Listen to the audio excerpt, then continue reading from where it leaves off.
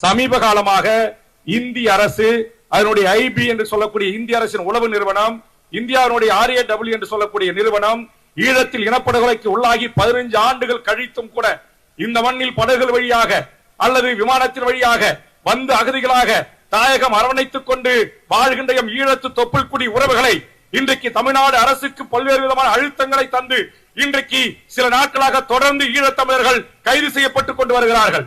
நான் கேட்கிறேன், இந்திய அரசை எமது ஈழ உறவுகளுக்கு நான் சொன்ன இந்த தலைவர்கள் அனைவரும் நாங்கள் இரட்டை குடியுரிமை கேட்கிறோம்.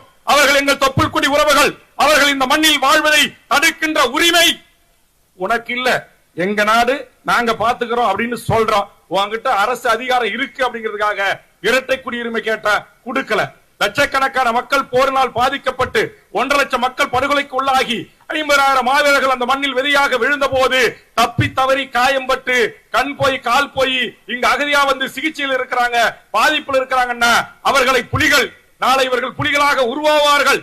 2009 விடுதலை புலிகளின் ஆயுதம் மௌனிக்கப்பட்ட பிறகு இந்த மண்ணில் உயிர் வைத்துக் கொண்டிருக்கிற அந்த முன்னாள் போராளிகளை தமிழீழ மண்ணை பொறுத்தவரையில் அங்கு பொதுமக்கள் தான் புலிகள், புலிகள் தான் பொதுமக்கள் என்கிற ஒரு நிலையில் தான் தமிழ் ஈழம் அன்றைக்கும் இருந்தது, இன்றைக்கும் இருக்கிறது. ஆனால் அவர்கள் ஆயுத போராட்டத்தை நடத்தவில்லை. இந்திய மண்ணின் இறையாண்மைக்கு, இந்தியாவினுடைய பாதுகாப்புக்கு அச்சுறுத்தலாக எந்த பணிகளும் செய்யவில்லை. அப்படி இருக்கின்ற போது கடந்த காலத்தில் 2 பேரை பிடிச்சு போய் போட்டாங்க. 2 மாசத்துக்கு முன்னாடி ஓடி போய் முதலமைச்சர் கிட்ட சொன்ன அவங்களை விடுதலை பண்ணுங்க அப்படின்னு ஒன்றிய அரசு ஐபி தொடர்ச்சியா கொண்டு வந்து காமிச்சு பிடிச்சு கொடுத்துட்டாங்க. எங்களால ஒன்னும் செய்ய முடியலனாங்க.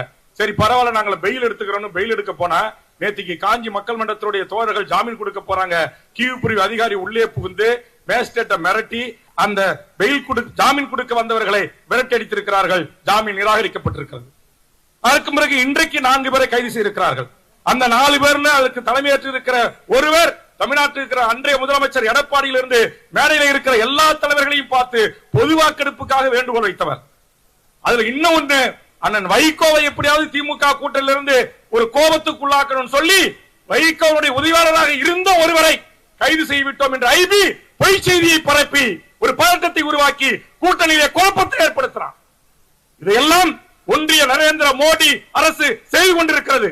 நான் கேட்கிறேன், இந்திய கம்யூனிஸ்ட் தோழர்களும் இங்க மேடையில் இருக்கிற தலைவர்களும் இன்றைக்கு இந்தியாவை சேர்ந்தவர்கள் அமெரிக்காவில் கைது செய்யப்படுவதை விரட்டி அடிப்பதை நாம் கண்டிக்கிறோம். அதே மாதிரி நம் ஈழத்து உறவுகளை ஒன்று நீங்கள் இரட்டை குடியுரிமை கொடுத்து இங்கு வாழ விடுங்கள், அல்லது அவர்கள் தான் விரும்புகிற நாடுகளுக்கு செல்வதற்கான வாய்ப்பை உருவாக்கி தாருங்கள். பாவம், இன்னைக்கு போயிட்டு 2 மாசமா எந்த ஜெயில வச்சிருக்காங்க, எந்த ஸ்டேஷன்ல ரிமாண்ட் பண்ணாங்க, எந்த கோர்ட்டுக்கு கொண்டு போனாங்கன்னு தமிழ்நாட்டு வழக்கறிஞர் பெருமக்கள் அலைய விடுறான். நம்முடைய கியூ பிரான்ச் அதிகாரிகள் வாய் திறக்க மறுக்கிறார்கள். அந்த அளவுக்கு ஒன்றிய அரசுடைய அழுத்தம், ஒன்றிய அரசுடைய உளவு பிரிவுடைய அழுத்தம் இங்கு தமிழ்நாட்டு கியூ பிரிவை இயக்குகிறது.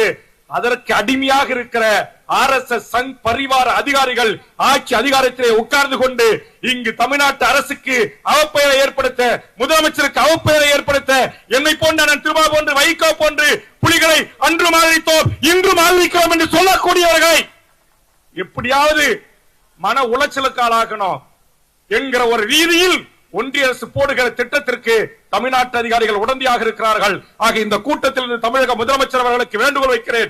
நேரடியாக 2 முறை சந்தித்து வேண்டுகோள் வைத்திருக்கிறேன். இன்னும் அவர்களுக்கு நீதி கிடைக்கவில்லை. நிம்மதியாக அவர்கள் பிணையில் வந்தாவது அவர்கள் விரும்புகிற நாடுக்கு செல்வதற்கான ஏற்பாடுகளை செய்யுங்கள். அவர்களை சித்திரவதைக்கு ஆளாக்க வேண்டாம், கொடுஞ்சிறையில் அடைக்க வேண்டாம் என்கிற